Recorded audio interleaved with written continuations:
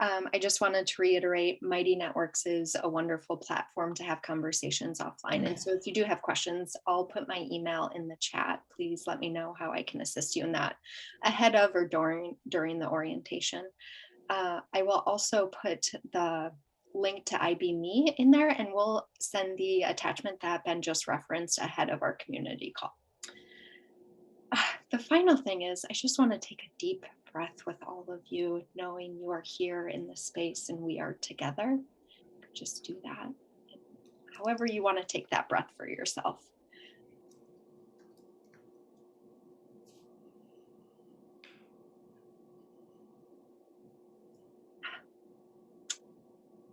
As Ben and I planned these community calls, we were looking back at our 2020 community calls, which had started once a month, and to this day almost marks the 1-year anniversary of our first COVID-19 response community call for the Retreat Center collaboration. And we had no idea what to expect, not only the Retreat Center sector in North America or across the world, but really generally, no one knew what to expect. I just wanted to take a moment to appreciate and honor and pay gratitude for all of you in this space who have held each other and yourselves, knowing that you may have needed that too. Retreat Center collaboration was made for times like these, as Oren says. I think that's incredibly valuable that we have wandered through a year of uncertainty together and we're not done. So I'm just holding this 1-year anniversary with all of you together in this call. And I'm really excited. Ben's gonna introduce Cameron and his team, but knowing that there are magic wands and wild possibilities. And for COVID, there are unexpected outcomes. And I think the Retreat Center collaboration has identified and shined lights on those. So I just wanted to take a moment to honor that, and I'll pass it back to Ben. Thank you, Justine. It is powerful to sit with that. I'm grateful for these guests on our call today, for Cameron and Olivia and Noopur for being here with us from Retreat Guru. Retreat Guru, I'm sure many, if not all of you, know about the services they provide, but they have a unique perspective on our sector because they're working on the back end for many of us to help make what we do possible. And so this is an awesome opportunity to fold them into our conversation, which they often are anyway. But to learn from them and have them learn from us about what we're looking at in our sector. So welcome, Cameron. I think I'll invite you to speak here first. Ben, yeah, nice to see you. And there's a bunch of people I know on the call, and then there's a bunch of people I don't. So hi, I'm Cameron. And I want to introduce also, hi, Christine. This is so good to see you here. It's neat. Noopur, Olivia and Noopur. You can just wave. You guys are in gallery view. Yeah. Great, guys. And so every year we've been invited by the Centers Gathering, the Holistic Centers Network Centers Gathering, to do a data presentation on trends, themes. You know, like Ben was saying, we're in a unique spot where we're able to look at some of the data from so many retreat centers. And then, you know, as all the lights come in, like, you know, do an analysis and then offer it back out to all the centers so that we could, you know, up our game and know what's going on. And so we have another one coming up in May and of course it'll be an online virtual gathering. Maybe they'll always have some sort of online component, Christine, I don't know, but just the ability, there's so many more people that came last year that can come in person. And so I was wondering, well, often we send out a survey to retreat centers, say, hey, you know, what do you want to hear about? We could look for answers in many different locations, but really we aren't a retreat center, so we don't know the real pain. We need to know that from you all.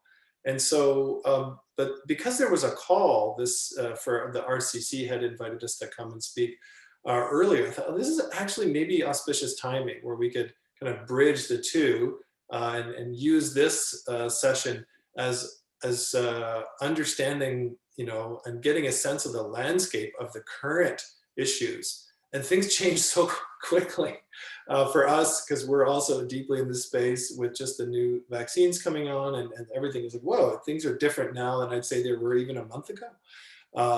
And so we just want to get a fresh perspective.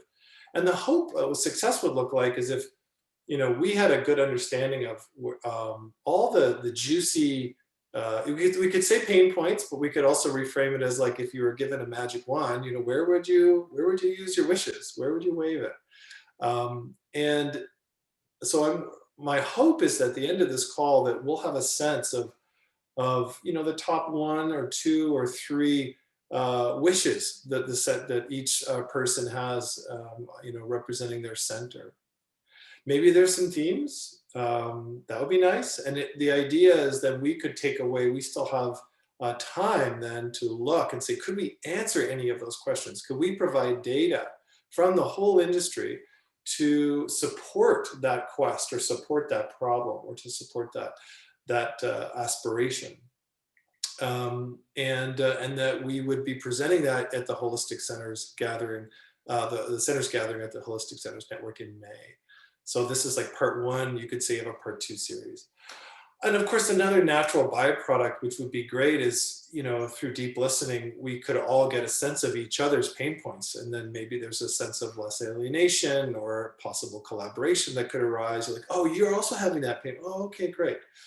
And yeah, so that's what I was hoping to accomplish in the call. And how I thought we could go about it would be just doing kind of a round robin style, where we could start with, anybody could start first, and the question I'll give you, or rather the empowerment that you get, is you get a magic wand. It could look like this, or it could look like any of your pens. But the idea is you're being given a magic wand, and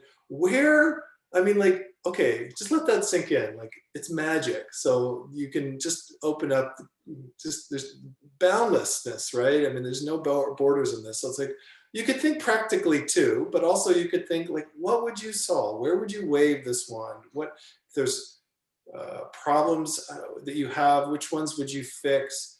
And, don't, don't self-edit. Maybe keep it to the 1 or 2 or 3, and then I think we probably have 2 or 3 minutes for each person to speak. So just keep that timing in mind too. And then maybe if there's time at the end, we might be able to drill down on some themes, or ask questions like, well, you said that, but what did you mean? And we might have some of that time. Does that sound good? So again, we've got a magic wand, and we get to wave it. We get to actually, I want to encourage us to think like, as a group, we're much stronger. And so I'm often thinking like, we may feel like there are limitations, but perhaps, we could let those go for a little bit and dream and imagine, because we are creating all of this. This is a product. Everything we've created so far to date has been a product of all of our imagination and manifestation. So, so please, stay in that limitless space of creation while you're coming up with your wishes. Okay, so anybody can just jump in first, and then when you're done, you could just pass it on to somebody who you feel is connected. Cameron, I'll jump in because I knew this was coming. One we got as a request was very practical. How do we do membership options? I think that was sent to you earlier today, so I just want to name that. And the second would be a little bit more imaginative, that everyone knew the power of retreat spaces, that everyone in the world knew the value, and that it was accessible to them, regardless of payment, geographical location, ability.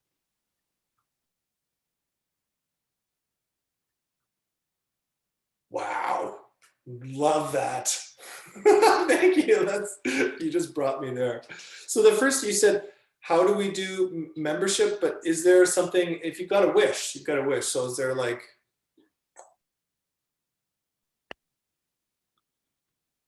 the email, I think, wrote membership options and payment access.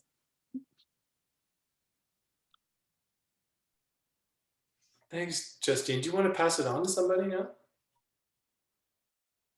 Ooh, the power I feel. Okay, Kevin from the Hermitage.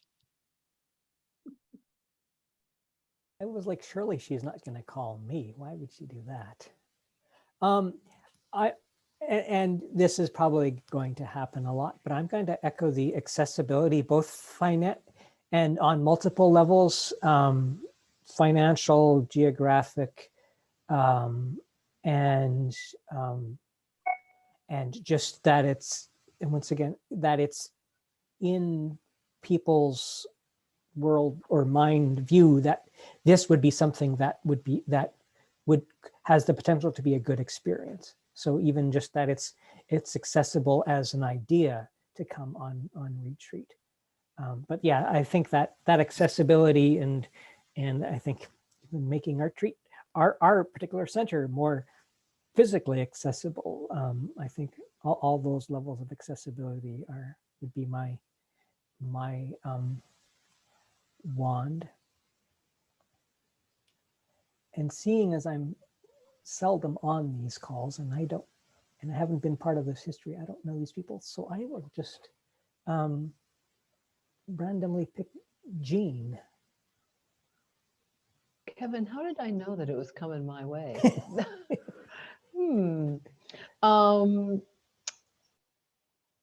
Well, if I could wave a magic wand just for Kirkridge, it would be for single rooms and private baths. But as I wave a magic wand for the collaboration, it would be to create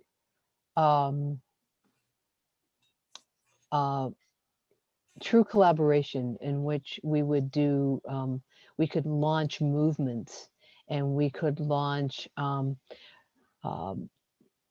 justice programs that would really make a difference and have an impact in our world. And I'm going to call on Liz.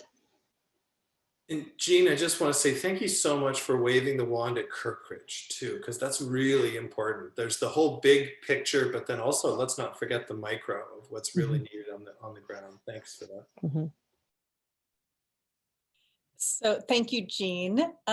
I find myself very surprised that I'm going to ask this question, but I'm kind of nerding out with curiosity. Like, I would love to see this large kind of grid that would give me a sense of the retreat center name, location, how many guest rooms, how many acres, full-time staffing equivalents, maybe what types of programming. Like, I know some have hermitages on site, some of us do silent directed retreat, others tend to do group, like, because it would help me visualize kind of the retreat landscape, because it's so much more vast than what I even know.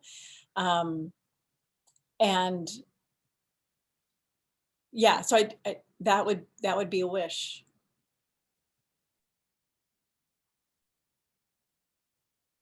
And I just want to thank you, Liz. That's great. I now I have that spreadsheet in my mind too, so you've just popped that in.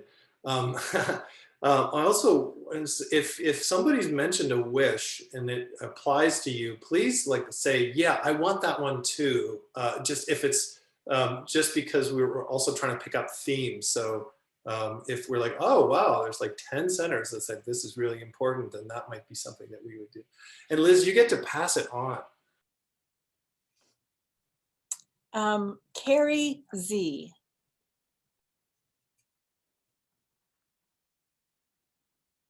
Thank you, Liz. So if I wave my magic wand, the thing I would really enjoy would be to have a space where advertising would happen seamlessly and magically, and it would reach far and wide. And just help all the places that hold space for people to be able to get the word out and to make it in such a way that people who are looking for something, that there's a space for them to go. And it's all right there. That's it. And I will pass it to you. Carrie, you get one more wish. I get one more wish? ah, yeah, so I also wish for just continued collaboration, because I'm very new in this retreat work, and so over the past year especially, I have felt alone sometimes, and RCC has really helped a lot to fill that void. And so I'm really grateful and excited to see how that continues. So I'm not sure if that was like a I wish for, but.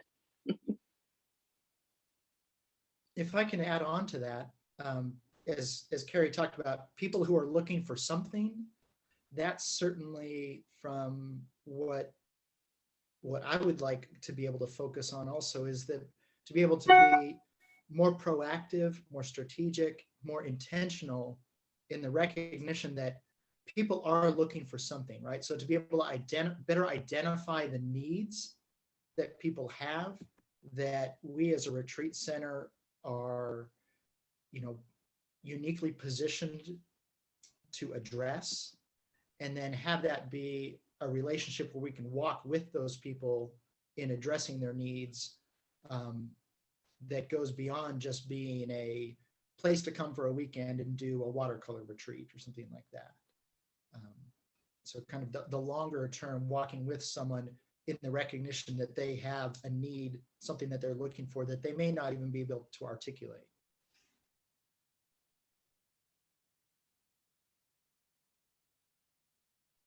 Thanks, Tim. And you get one more wish? Granted, boom. Just have to wait for it. Okay, can you solve my staffing issues?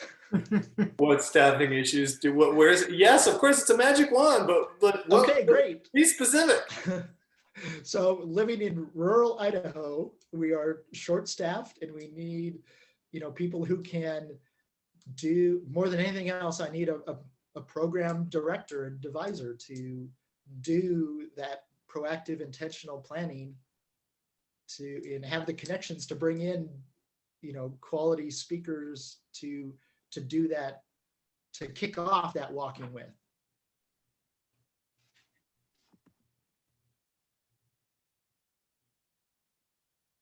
Tim, do you want to pass it on to somebody?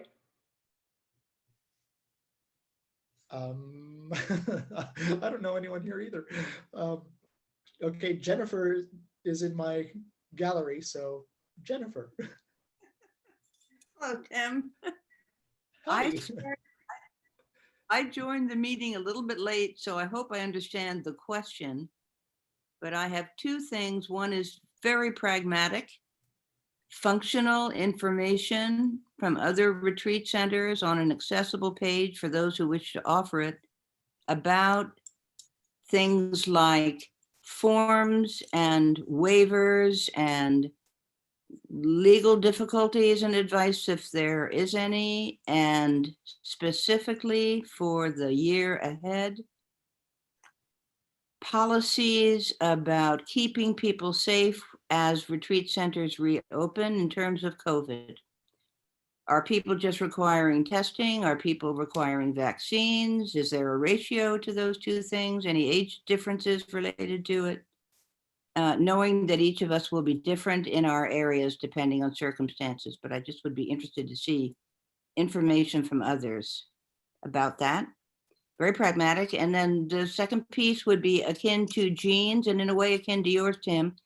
The social movement piece, to me, how we frame the awareness that we are welcoming and offering a place for cultural healing, racial healing, social justice issues, as well as personal retreats, and make that more of a focus in our raison d'etre as retreat centers, for those of us who wish to. Did that sort of answer the questions that I missed hearing asked at the beginning? Okay, thank you all. And I will go to Diane Petaway. I knew, Jennifer, I could feel it coming to me. I That's a would, compliment. um, with my magic wand, I would grant discernment to the staff of every retreat center about when and how to reopen. Boom. And I am going to pass to, So Diane, you get one more wish. I'll get another wish. I get 2 wishes. I would also, and this is a general wish as well. I would grant that people all over the world would continue to slow down, would take the messages from COVID time to really slow down, listen to their own inner wisdom, their own inner guidance, and find what they need as they as they go inward at retreat centers, so that all retreat centers would be completely filled all the time. And do you have a specific one for your center? I represent Kirkridge. I'm on the board at Kirkridge. Um, you know, really, my wish would be about discernment for leadership at Kirkridge, just because that is such a huge, that discernment piece is so big for right now. So that would be about how do we open, when, what will food service look like, what will, sort of echoing Jean's, thank you, Jean, Jean's wish for single bathrooms and bedrooms. And I am going to pass to Sister Jean Marie. Okay, thank you. First of all, I want to reiterate that I agree with Jean's comments about partnerships and collaboration as a hope, you know, that we can continue, but maybe expand how we will share. But I don't want that to be one of my 2. So of my 2, the first one is just from a very practical thing in my own personal experience at the retreat center here at Villa Maria. We are beginning to get questions, especially from the leadership at the very, very top, not the leadership of our organization, but of our community, to justify that we are viable. And viability is not just being defined as monetary, that there are other issues related to viability. So I guess if I would raise or wave my wand, what I would hope for would be some communal statement of, and we kind of did this when we did the video on the retreat centers, but anyway, on the importance of retreat centers, the need of people for retreat centers, and the fact that people will come if we have the right combination, and that will be our viability. So I don't know if that makes sense, but kind of like a statement that we can rely on that says, look, here's a national perspective, and then this is how we fit into that national perspective. So that would be one thing I would hope for. The second thing is we are on a mother house property. And so as we start looking to open, again, I would wave my magic wand and hope that we could find an easy, seamless way in which we can open and protect the communities that live here, but then also allow us to be able to bring our guests in, protecting their safety and the safety of everybody here. So those are my 2. Okay, now I have to call on somebody, huh? Who's up here? Okay, Tim, you already did yours. Okay, I can't see anybody else, so I have to get more of a gallery here so I can see who else we have here that hasn't spoken. My eyes are bad, So maybe you can help me a little bit. I'm going to help you. I'll jump in. I see Susie raising her hand, and That'd be great.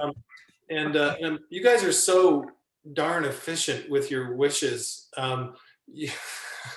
which is great. Like this is like precision wishing, which is fantastic.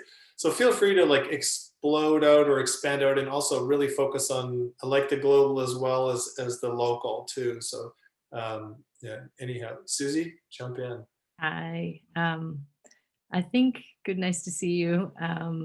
Yeah, this is so great to hear from everyone. I guess I had this perception that you were going to tell us, Cameron, what was going on in the world. That's why I'm here. I wasn't here. I didn't realize, but this has been wonderful anyway. But that's the call I want to be on.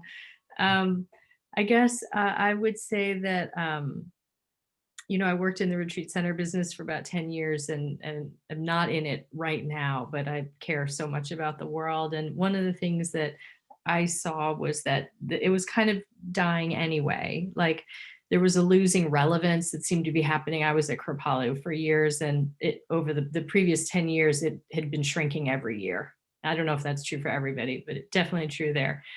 And so, it's something we talked about a lot, and I think about a lot because I've been doing pretty much virtual programming for the last year, and seeing the numbers and the engagement. And so I wonder for retreat centers and for myself as somebody who cares about retreat and about people gathering, I think it's so important. Is how is that? What do people actually really need and want? Like, I think I found for myself, there was so much just like, this is what we are putting out there. And we think we know who the audience is and we think we know what they want. But I guess I feel like is what they want. I guess my wand would answer the question, what do people actually really need and want now? And is that different from what it was a year ago or 2 or 5, 10 years ago? Because we were kind of doing the same thing we've been doing for 20 years and hadn't changed. And so is what happens in person, does it need to change? In what way? How?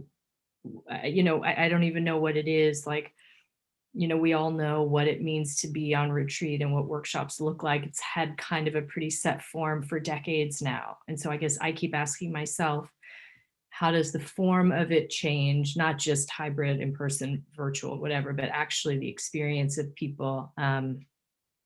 And how do we really serve, I guess, a new audience and a new need and a new reality?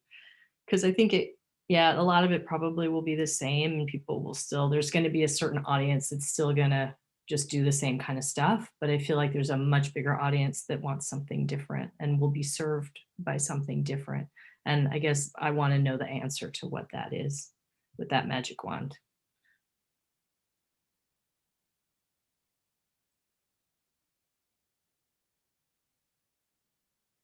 Thanks. Oh, and then I'm going to pick Christine because I haven't heard her speak in so long. And I would love to hear what she has to say. Thank you, Susie. I was sensing you might tag to me because we have a connection. So hi, everyone. Great to be on the call. And magic wand, wow. I would love for all centers to know that this collaboration exists, that there are places where we can come together and really learn from and support each other, whether that's the Retreat Center Collaborative or the Holistic Centers Network. But my dream is that every single center on the planet, on all continents, knows about these networks, Retreat Guru, and the networking between the networks, just to be this magnetic hub so that every center can find us and know that we're not alone. So that's wish number one. And then for all of us, like every being on the planet, to, maybe that's extreme because I really honor every wisdom of every tradition, but for people to know the value of inner work and the rich contribution that can make into the world, into the challenges that we face, but for us to communicate as centers, like why this work is important, and to make it available beyond our centers. I'm starting to think about obviously with COVID, people not being able to come and centers kind of struggling and going online. But for me, there's North Star around why our centers exist. And it's this wisdom, this incredible wisdom that's inherent in all the places that you represent, but making that available, accessible to all people, that for people to know, like to be able to sense into this deep yearning that they might have, to be able to connect with that, and then to know how to meet it and where to find that. And if I can go further, there's one, like you may well be working on this already, Cameron, but you know, a real platform where, you know, I know there's directories for retreat centers, but a platform that's so accessible for people just to be able to find. So to find what's available. So for all of us to communicate so strongly that our offerings are found. So some kind of platform. Did I might have had one other written down as well.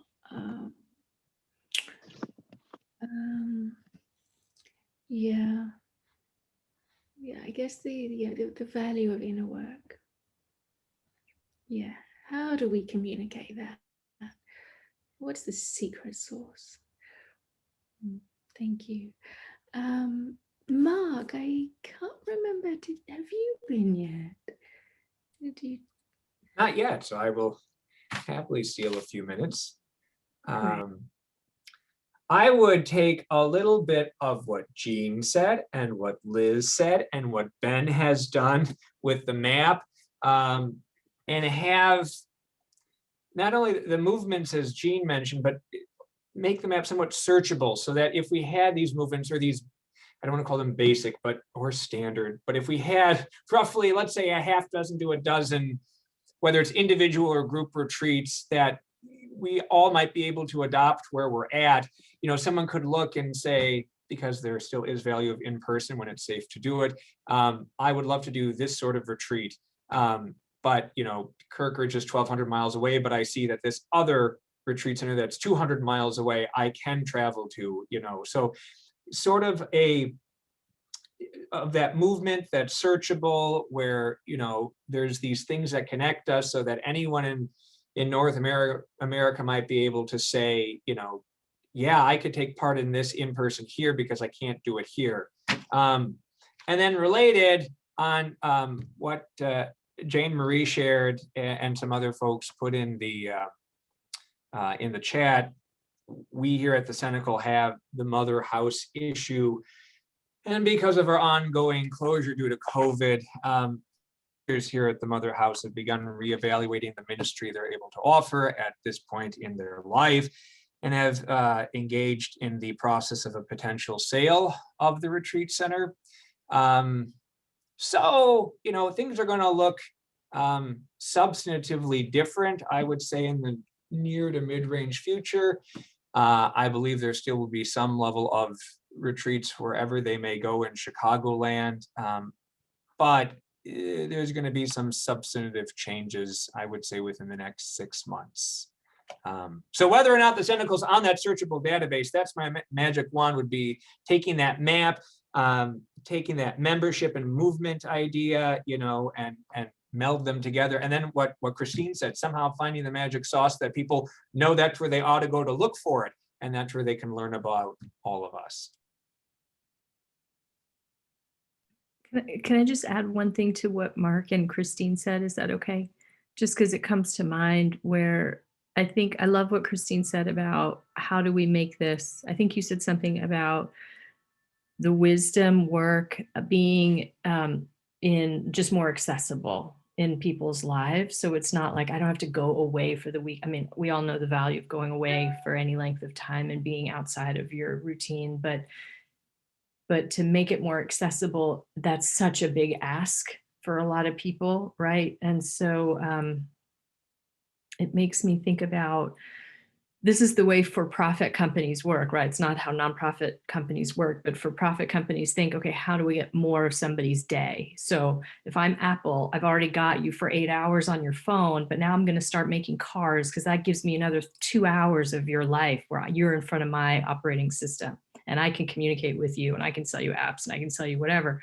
I mean, retreat centers have like the most amazing product, if you want to call it that. It's like life-changing, transformational, deeply relevant and important, but it's so hidden away, you know? So I just always think like, how do you build it into how do you layer it into somebody's life so they don't have to go so far away to get it all the time, you know? But just makes me think, Mark, what you said and what Christine said about how does it get stacked into somebody's day? Like, how do you get into somebody's life instead of making them come to you, you know? And I guess that's what online tried to do, but it was so unsatisfying ultimately to be looking at a screen all the time. Anyway. Can I also add something briefly? When I was saying, thank you for your comments there, Susie. When I was saying about this wish of every center knowing about each other as a source of inspiration, support, and collaboration, that's one angle, but it's obviously to strengthen the whole movement so that we can be part of this great transformation in the world. Like, I do believe what we offer is so part of the solution. So it's about coming together so that we can all have this greater impact. So really, this movement, you know, Black Lives Matter is an incredibly well-organized movement that's growing and growing, and our movement is perhaps not as well known. So what is our movement and how do we strengthen that? Thank you.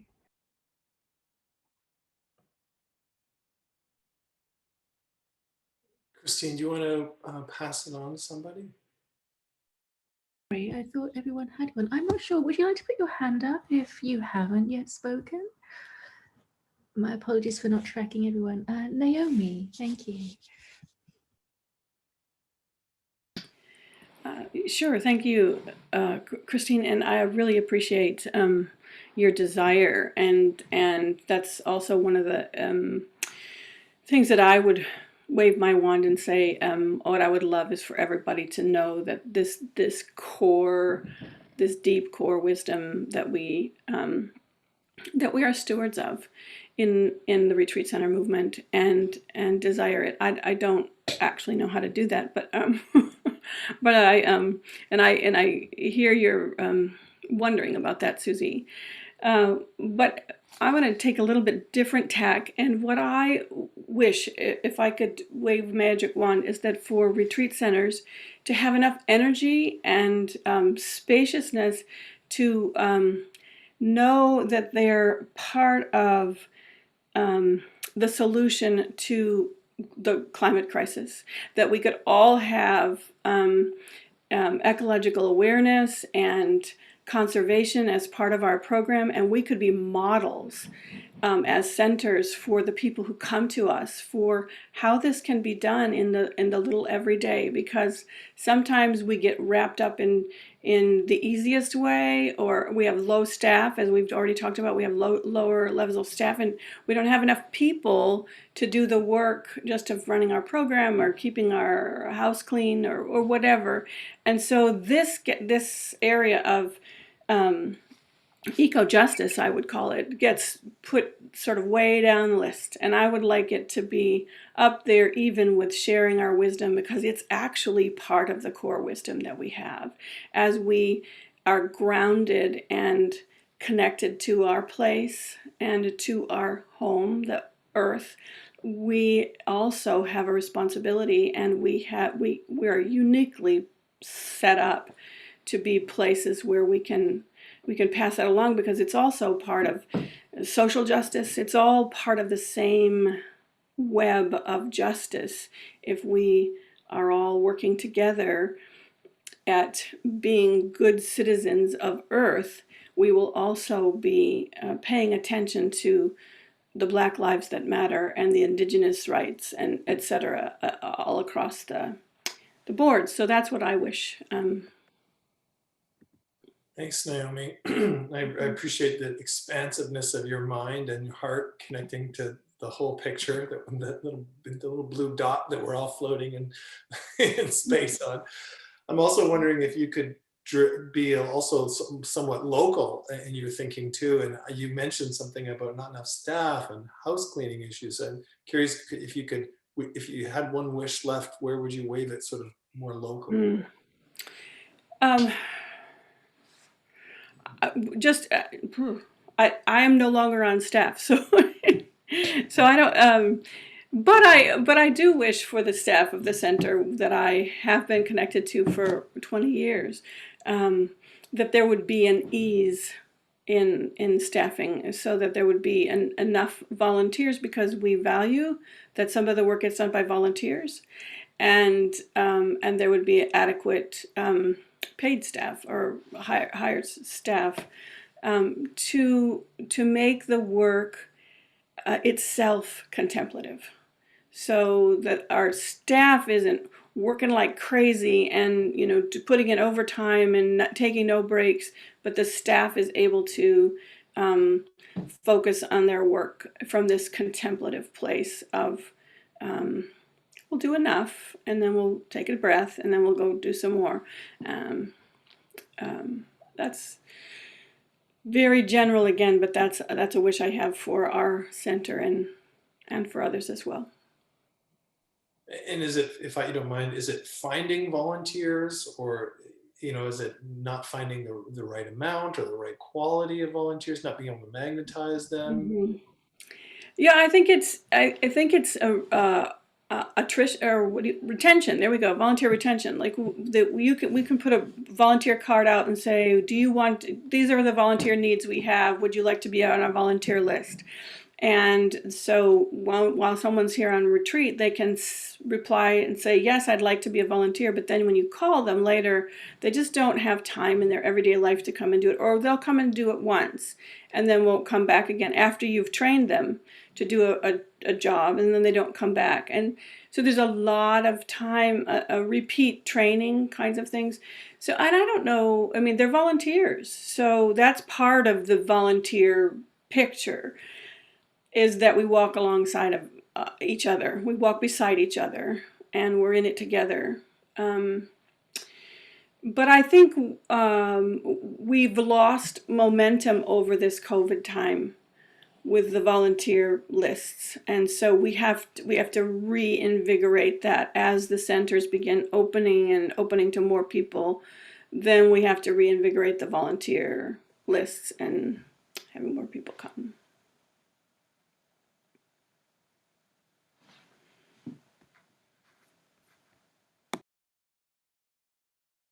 Amy, do you want to pass it on? Let's say Jen. Is that me?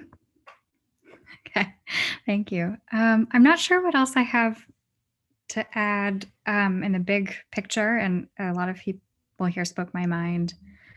I guess if I could wave a magic wand, I would have all of the sort of small back-end things like sending emails to program participants and getting the Zoom links out and answering all the questions. All of that would be done by robots. So I don't have to do it, and I don't have to be the one to set it up and then fix it when it malfunctions. Because those things suck away a lot of my time from the type of kind of contemplative program planning work I want to be doing. So if I would just wave it and it would all be exactly the way I want it, and the website would always function the way that I want it to, and the links would always be there. And if I updated it in one place, it would update on all the places. That would be just one button. Yeah, that's what I'll add.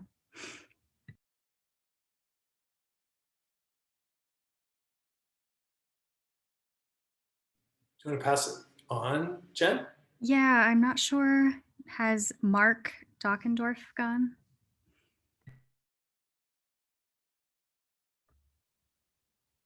Hi, everyone. Thanks, Jen. This is my first time being here. I'm super excited and have always been excited about retreat centers. And I appreciate everybody that spoke today and that didn't spoke today, that is in this collaboration and has this wisdom and energy towards what's next, and making it easier, making it stronger, making it more accessible. Those are some of the themes. I really did appreciate Susie's comments about how do you reimagine the industry? So how do you take what is beautiful in its own way, but somehow either not accessible or not communicating, and that's the lack of accessibility. It's not communicating what it offers, what it has. Are the centers themselves transforming, or are they stagnant? So there's a lot of beauty and energy in this community just here. And as many said, there's many more that could be part of this. Some of what I wish for is that there would be a coordinating hub, a support center that would have all these databases that everybody spoke of and that some weren't even mentioned yet. So some of those things like forms, policies, procedures, speaker engagements and facilitators, all those connectors that want to be part of this community that somehow seem to be fending for themselves, whether they're a retreat center or want to be a facilitator to retreat centers. So everybody seems to be awkwardly disjointed in many ways, and doesn't even make sense to me, actually. It's quite interesting because it's a beautiful, lovely group of people and community. And yet it some way seems very dysfunctional. So I love that the Fetzer Institute has this, first of all. I'm curious because it is a Fetzer initiative, meaning what the Fetzer Institute is supposed to be doing, but doesn't have sort of that direct link to people, that maybe there's an opportunity for the Fetzer and some other coordinating hub identity to come together, whether it's created by Fetzer or part of Fetzer or is just a partner of Fetzer, that there is some sort of coordinating support to this evolving community forward. And so my wish is that somebody, some bigger governing hub kind of is the leader. It sounds like we need a leader in a way, right? We need a visionary to take this forward to the next level. And I believe that's why this 4-year project has been made, is to discover exactly this.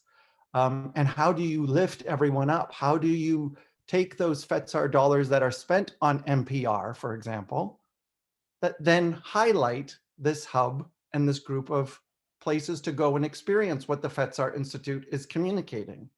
Or maybe it's not actually communicating as well as it could communicate, right? So it's basically, what if we have this reimagining of everything we're talking about in a greater, more powerful collective, right? A co-creating collective. Anyway, thank you, everyone.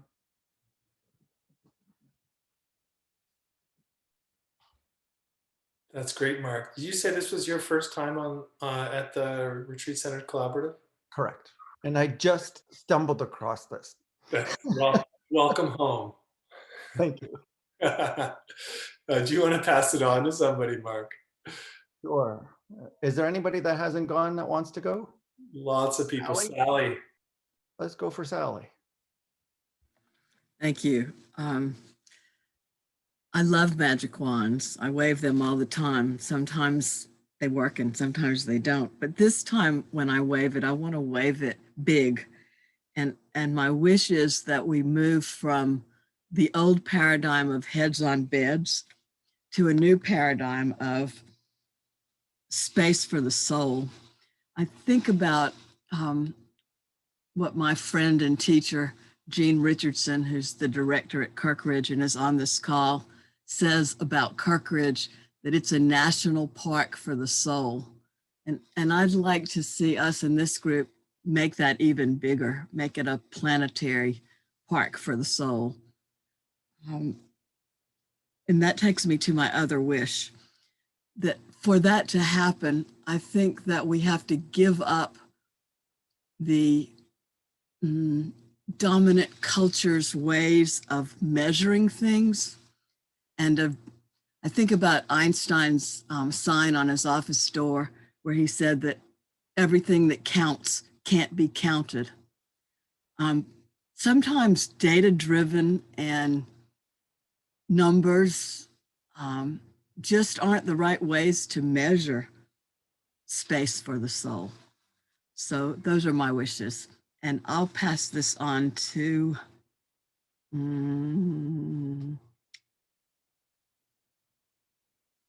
somebody wave at me. And Sally, I have a question. Okay. Were you pointing, could it be fair to say that if you had to wave a magic wand, that you could maybe, instead of measure heads on beds, but you might be able to measure transformation? I love that way of putting it, but in some ways I feel like even talking about measuring transformation, makes it too small. The part of it is I don't even know the right word, but yes. Thanks. You want to pass that on? Ken, have you had a chance to speak? Yeah, I'm sorry I was late to the meeting today, and I'm not sure exactly what the topic is. I can give you. I'm not going to give you a topic, Ken. I'm going to give you a magic wand instead. Okay. Fun. We're in 7 again. This is great. All right. And so you can wave it wherever you like. You've got a couple wishes, and they can think really practically about your center, or think larger about the collective of retreat centers, wherever you want. You've got wishes now, they're yours. So wave away. First thought, best thought. Well, so I did put a thought into the chat, playing off, I don't even know whose discussion I dropped into when I first logged in, but it sounded like somebody was wishing that we could have a Peloton model of retreat centers where you could see the leader up in front of the group, and that there's 120 other people staring at their screens, but of course we don't want to just stare at our screens. We want to be full body. We want to be in a location. We want to feel a connection with the people that a screen can't offer. But still, what I've seen on the advertisements is that Peloton allows people to feel like they are bicycling and they are on a team and they're all working together to improve their health. Could we have full body mirrors that allow us to be that present with each other in a retreat setting and still be at our homes? So that's what I put up in the chat real quick. For my own center, it's just the waving of the wand is just the waving of the calendar. We're just waiting for the days to pass so that we can finally get back to our in-person events and welcome people back to our 100 acres and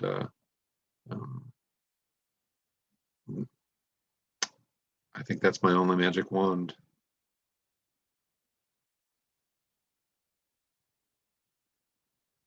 Oh, and then I'm supposed to pass it on. I saw Anne a little bit ago waving that she wanted to talk. Thank you, Ken. If I had asked this question yesterday, my wishes would be different. But just before lunch, we had to cancel our upcoming weekend retreat because our presenter has come in contact with COVID. So my colleagues are busy contacting the 22 people. So I think my first wish is that we don't lose the energy and the commitment to keep going, to keep being safe, to keep each other safe. Some of us have been vaccinated, some of us haven't, but to just have that loving kindness so that we don't run out of energy and just kind of settle into taking care of me. My second one, I think, is related to that. And I would have a magic wand that would give some sort of selective amnesia, that people wouldn't keep harking back to what was and assuming we can go back to that point. One of the discussions in the past day has been, we offer an internship training new spiritual directors. And I'm thinking we ought to continue to do this on Zoom because it opens it up to people not only in Michigan, but in Nebraska and Florida and Wisconsin and all over. But the pushback is, but we've never done it that way. And if I only live 4 blocks away, I want to be in person.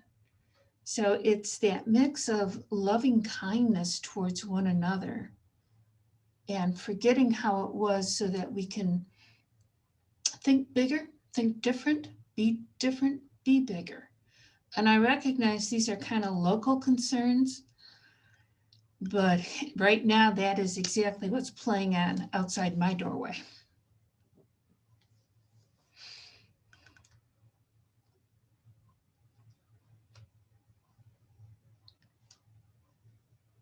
And Isabel, would you care to go next?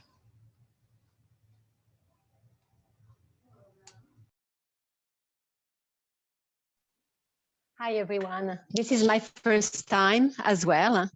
And actually, I do not represent just one retreat center, but I am more like a marketplace. I'm working with a Find the Divine. And actually, we are a directory of retreat centers. And I really wanted to join you to really see how I can help my clients, because what I love, what I'm hearing here is that we are not in competition. We are really all in it together. So I'm really trying to give my clients all the resources that Ben sent me, and even you, Cameron. I looked at your COVID paper today, and if I can, I would love to share that with all my clients as well, because I think they can find a lot of really good resources. And what I found from talking to them is that because the move to virtual retreats, they are the good retreats, good content, good speakers, but the whole technology aspect was really much more difficult. So my want would be for all of them to have really good technological access, so they can get good training, and good people just to train them. This is the reason why we do provide online services now, just to help them to go through that jump, even though we are in a better now than we are a year ago, obviously. So I think this technological support will be very helpful, because a lot of retreats, they are not always at the top of the technological, processes. So I think that'd be very helpful. And my wish is, I have seen 3 of my clients closing for good and selling their retreat centers. So my wish is that they find new ways, new creative ways to survive until it's safe to reopen.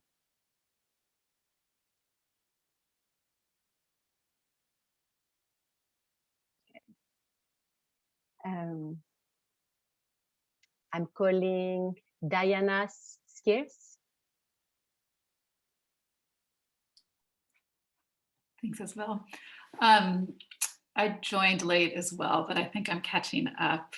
So I work with the RCC and have had the pleasure to join a lot of these conversations over the past year. And so my wish is really reinforcing what Anne was talking about, that there's real sort of intentionality about what we want to hold on to from this year of learning, of loss, of transformation as centers start to reopen. And there is that potential to kind of fall back into comfortable old habits. And what of those habits do we really want to hold on to? And what do we want to shift based on the changes and learning of the past year? And I would appreciate a show of hands for folks who haven't gone yet and would like to share. Great, Natalie, over to you. Hi, everyone. Several things really struck me that I just like to second or reiterate what Sally shared about the kind of soul work piece, Diane's sentiment about just having discernment in reopening, and how to move through that with staff. And then what I think one of my big kind of overarching magic wand things would really be related to what Justine and Jean said. Justine talking about having retreat centers accessible to everyone, and having just infinite resources to make that possible. And what Jean said about justice work. And I think for me in that, Naomi talked about like climate change and integrating that into how our centers work. And something I love with us as a collaborative is thinking about how to build, how to be places and spaces where we can welcome folks and create space to do anti-racism work in our, even in our local communities, or to be able to, I mean, my magic wand would really be for us collectively to develop something together that we could all host and create space for at all of our places. That would be really like a national kind of movement around anti-racism work, and just having all of our spaces with the natural beauty and resources we have, and the collective energy around soul work, like how that could really play a role in opening space for anti-racism work for our local communities. So that's definitely one for me. And then locally, I'm at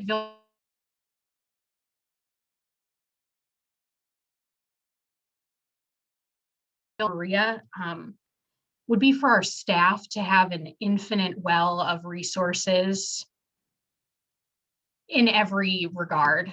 You know, somebody mentioned having that like contemplative mode of work while we are putting forth contemplative programming and offerings. So really, you know, being able to do that, and to continually have a spirit of transformation in that. And Jean Marie mentioned this, we are on the campus of a mother house, and with reopening with COVID and with a lot of other things, there's just a ton of dynamics around communication and collaboration. And so I think my magic wand would be about opening a really generative, organic, like living spirit in all of that collaboration. And being able to really remember why we're doing what we're doing all together, you know, at all the different ministries and kind of groups that make up our campus. And letting that energy flow into all the weird logistics and stuff that has to get figured out to make things happen. So I think those are my several magic wand things. And let's see, looking at this, our little squares here, Yolanda.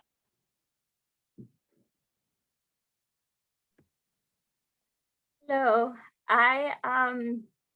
first I want to say thank you, Cameron, because I think this allows us to dream.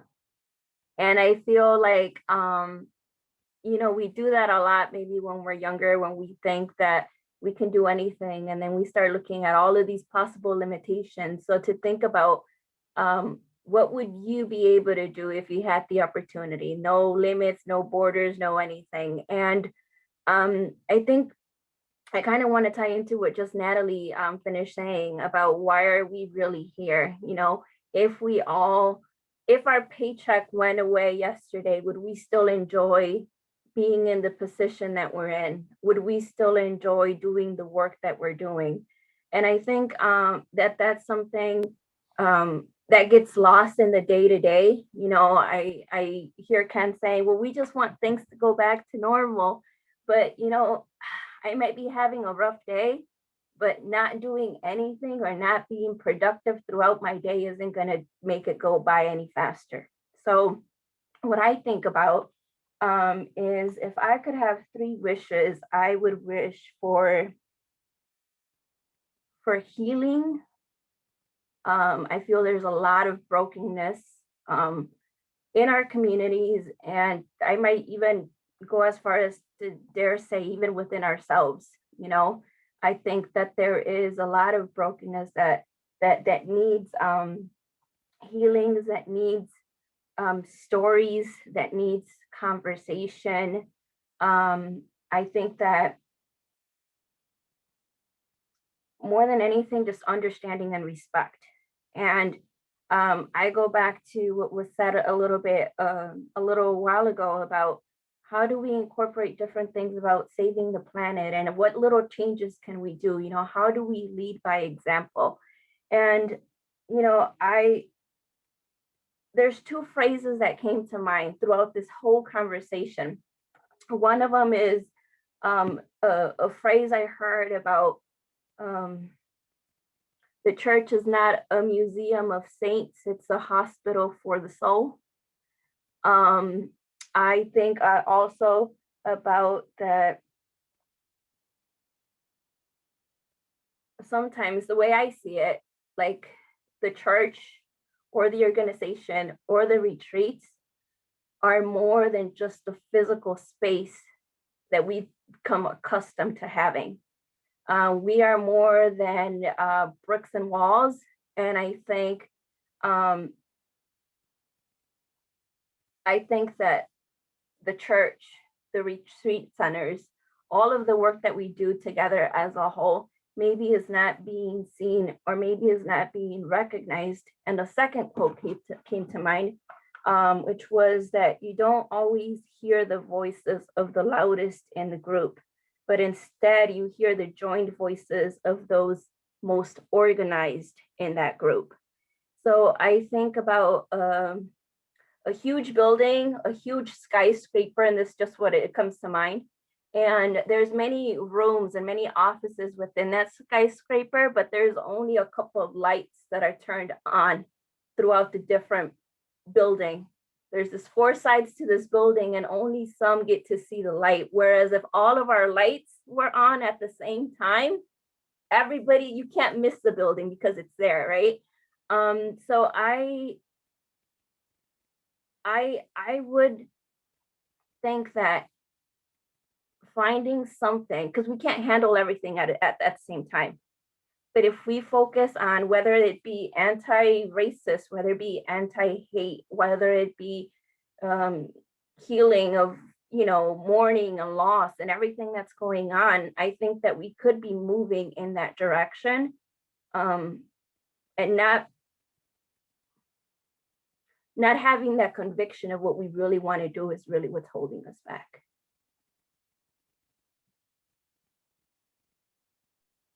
Thank you, Yolanda. It was well spoken from the heart. Do you want to pass it on? Yes. Let's see. Maureen? Wow, it's hard to go toward the end. I should have volunteered sooner. It just feels like a beautiful tapestry that we've created. And I want to pick up pieces from everybody, but I'm not going to be able to name all of you that have helped me to know what I want to do with my magic wand. I'll start with the Franciscan Center, which will celebrate 51 years this year. They couldn't have the celebration because of COVID, but we're hoping in the fall maybe we can. But I'm just, as a octogenarian presenter quite often since June, I'm so aware that we're mostly appealing to the last third of life folks, and white folks, and women. So if I started to do our statistics, I would really want to expand using Jedi principles of justice, equality, diversity, and inclusion to try to really create some difference in who we attract by the programs we attract. We've had for, well, 46 years, an LGBTQ mass on Sunday, and each time we got a new bishop, it was challenged, and each time we won. This time we didn't. We have a new bishop and he squashed it. So we're still trying to reach out to that community with retreats and things, but it just makes me mad that they can have that kind of power or we let them. So I don't know how they fought with the bishops before, but this time it didn't work. So that's another loss I'd like to keep saying. And that community was aging. So again, how can we reach out to younger groups in, I guess in every way possible. I think that's the wish for the standard that I can best articulate now. On the last community call, I was able to be part of a group that were dreaming about what we could do collaboratively, whether it was having common presenters, especially the ones we can't afford, or trying to see if we can link up ways to advertise other people's programs for our audiences, etc. It was just an amazingly energizing for me, and we're going to try to continue that conversation. But I picked up from this wonderful Kirkridge language, avoid having sages to the stage. And many times that's exactly what we've done. We bring in some guru and they talk the whole time. Not always, but I think the idea that gurus we bring in the future would really want to reach out and create community in whatever they do. And someone mentioned Dermot O'Merk, who has that desire when he does programs, he tries to create community. And I've just been amazed at what you can create in these Zoom boxes. And I'd like it to keep having that outreach that people who can no longer come because of their mobility, their geography, or any other limits, know that they have this wonderful places around the North America where they can go for soul care. One of my spiritual director, who's also founded one of our spiritual director programs here, he said that he thinks more and more people find Super Soul Sunday and On Being their favorite places to go for spiritual life. And I think there is something about that we might look at. What is there about those two places? Of course, the one sponsored by the Fetzer Institute, but that's all right. So that's enough for me. And I knew Yolanda hadn't talked, but I saw someone on my second page. Do I still? No, I guess I don't have a. Paul, oh, Leslie, I want to hear about the Green Labyrinth sometimes too. Well, I hear you, Maureen, in that I'm kind of sorry I didn't jump in at the beginning, but this is my first time on the call as well. And so I was like, I don't know these people, but I feel like I know you all now. So this is amazing. So first time on the call, and it was just random. I was looking at Commonweal's newsletter, and it mentioned the collaboration, and I reached out to Ben, and here I am 2 days later. So there you go. The magic of the internet. So there you go. One of the things that I really am hearing around, and I put in the chat, is the idea of story and how amazing it would be. I think about Facebook had for quite a while, and I think it came out of the New York Times or something that was, or the New Yorker or something anyway, but it was kind of all these different faces, and they had just these little vignettes, like people of New York or whatever. And I hear in all of this, wouldn't it be amazing to have kind of the people of retreat, that there would be this, every few days, a new something would drop on social media that would be I went to this place and I went to that place, and they had, solar, and they had an organic garden, and these people have goats, and, and just kind of just a little thing. And I can kind of see it being this, everybody I want a piece of that.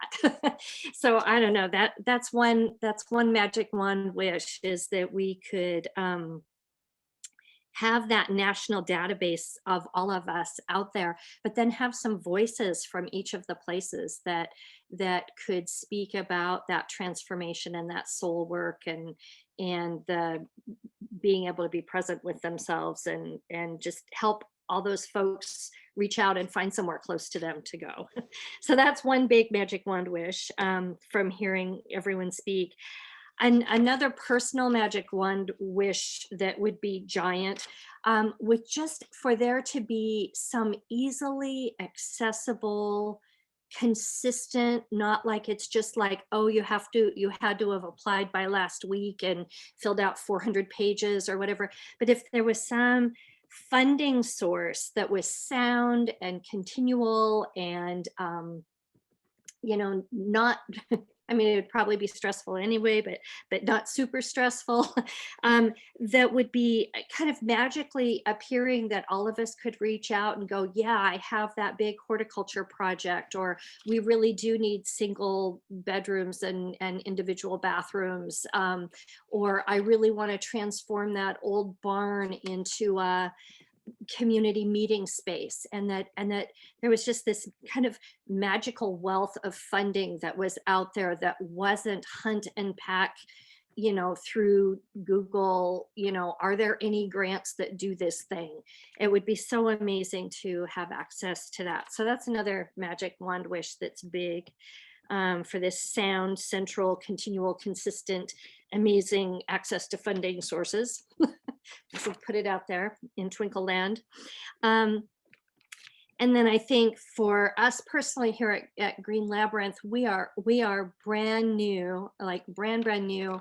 We're just opening our doors, had just kind of like started, like we got our website up, but didn't even have our calendar like available for people. We had some things happening, and then COVID hit. And so the calendar is still just sitting there looking kind of blank. And I've been blessed with being able to do a lot of things virtually, but I think for me personally, one of the things is I would just love mentorship on some of the nuts and bolts. What do I even, what's too little or too much to charge for different things that we want to do when we open? And how, what calendar program works really well for people, and what to not bother with, and what things, as far as networking and things, what programs, what work well for people. So for me personally with Green Labyrinth, because we were like new and shiny, and then didn't actually unlock the door because of COVID. And so I feel almost like we had a year to do a lot of infrastructure things that we wanted to do, but the nuts and bolts of actually opening the door now feel almost more intimidating than they did a year ago. So that's my personal magic wand wish, is for some mentorship. Thank you. Thank you so much, Leslie. That's great. I appreciate the personal vulnerability there. I think you're probably sitting in a crew of mentors here. So your wish is probably going to be granted on that one, my dear. I think the last person on my radar is Paul. Have you spoken yet? Could you? Yeah. I'll keep it short, make it quick. My magic wand would make this that when you come on, it'd be a new Zoom forum, but you come live to everything and not on the darn screens. That it would just magically take us to some location all together, and we could actually be human again instead of a bunch of pictures on a screen. Because actually everything's going really well here, so I don't need anything here. But I just am sick of, I love that we've been able to meet each other for so long. I mean, for some of us, it's been since last March, almost a year now that I've been on the calls, but I'm just sick of looking at people on a screen.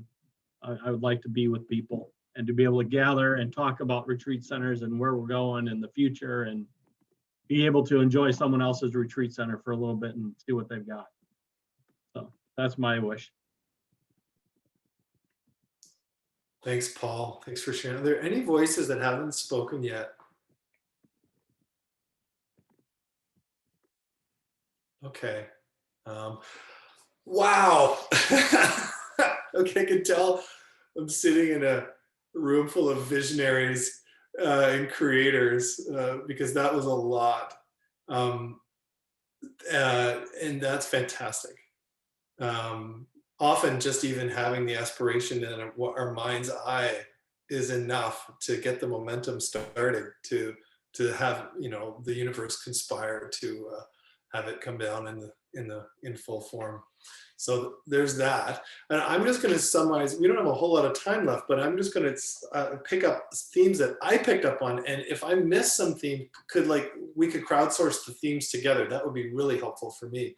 So one theme that I picked up was an overall one on communication and marketing. It came up not necessarily in that word marketing, but it came up to me, and how, what would it look like to have a global movement, or for our awareness of retreat centers and this movement just reach greater audiences. Another theme that came up was just on transformation, on soul, or as Christine put, the why of the work, the wonder, the not knowingness that we're all, the impossibility that's being held by all of this work. And then how that dovetailed with how could we benefit other people, and on like what does a whole path look like for them, not just a program, but a life, and how that weaves into our ordinary lives. Another key theme that came up was on opening up our centers again. A lot of questions around that. What do we keep from this year, from this intense year that we've had? What wants to be let go of, and what wants to come into a new form? And what does the new form of a wakeful practitioner, of somebody on a journey, what does that look like in 2022, 2023, and go on beyond? And another theme that came up was one of collaboration. So across retreat centers, sharing data, a platform, like an understanding of like a warehouse for policy, or a communal statement. So that definitely, that sharing. And then another theme I picked up on was on solving some issues with accessibility, geographic, social, inclusion, lower socioeconomic statuses, racial issues that are like permeating everything. How do we move as a unit to address those cross center? Those were just, what else were there other themes that Olivia and Noopur or Diana or Christine, and I know there's some of us that are really skilled at theming, I've seen it. I'm wondering if what things have popped up. One of the things that I heard a number of people, especially in the established centers, talking about was staffing, volunteering, keeping the motivation going as well with that. Yeah, work that feels itself transformative, conscious. Yeah. Any other themes that were missed? I think you kind of touched on this, Cam, but there's a few things that I had written down as themes that I'm curious if they resonate too, is the curiosity to continue to try offering new products to new audience. So like this retreat product of, it's kind of shifted in the past year with COVID, maybe trying some new things, maybe not, maybe still curiosity to try something else and explore new audiences that aren't, some people mentioned, yeah, like older, or, continue to support those audiences, but there's other people out there and other movements to support too. And also hearing a real shift from like me to we, from me, like supporting the individual at a retreat center and their personal growth and their soul work, to shifting to like we as in collaboration between the centers, but also we as in supporting global movements and supporting the world, not just individuals doing their own work. I heard a lot of that too. And how to articulate the benefits of what a retreat center can really offer, like to those new audiences. Yeah. Thanks, Olivia. That's great. Me to we. Woo! Yes. Anything else that was missed? A theme, or even something that wasn't spoken?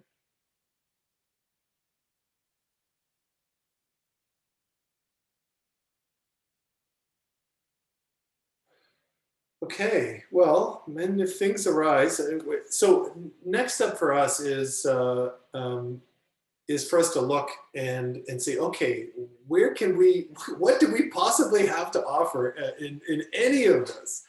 And some things there's some things that are clear, like, oh, that's easier for us, and other things are like, oh, that's something we may be able just to hold lightly as aspirational, and others we may be able to shift conversations. But the idea is that in the center's gathering presentation for May, that we may be able to address even some of these issues. And I'm saying that really humbly because we have to just be realistic with what we've got. But maybe even one would be amazing. That would be great. So I just want to thank everybody so much for giving everything and just opening up. It feels like very vulnerable space that we're being able to create and share with each other. And it's deeply appreciated. And Ben, do you have, I mean, this is the last minute of the call, so I'm... Last minute of the call. Thank you, of course, so much, Cameron, for holding that. And to this community, I feel like it was really community held and so vibrant, so much information and heart sharing that I feel a little overwhelmed. It feels very good. I put a link in the chat to the Holistic Centers Network virtual gathering because that's when part 2 will take place, so you can learn more about that there. Christine, who's on the call, will be helping to hold that space, so I'm glad that you were here too to speak from your heart. I wanted to put a poll up to kind of gauge your reaction to this call, see if there's room for us to improve, and I wanted to just thank you for being yourself and helping us to see ourselves collectively in this conversation. So thank you for that. You should have the poll in front of you there if you could fill that out before you take off.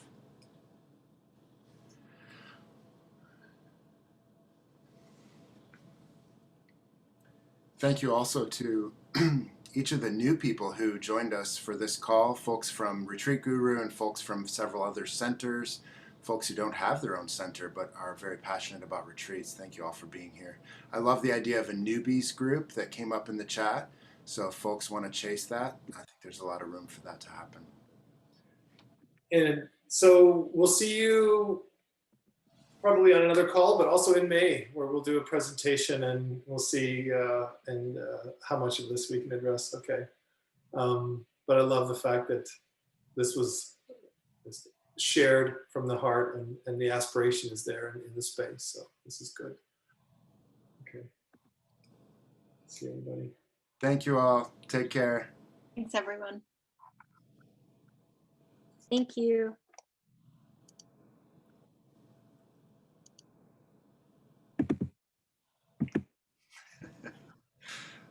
Goodbye. Bye, everyone. Take care, Ken. Christine, thank you for being here. I'm so glad you're able to share in that.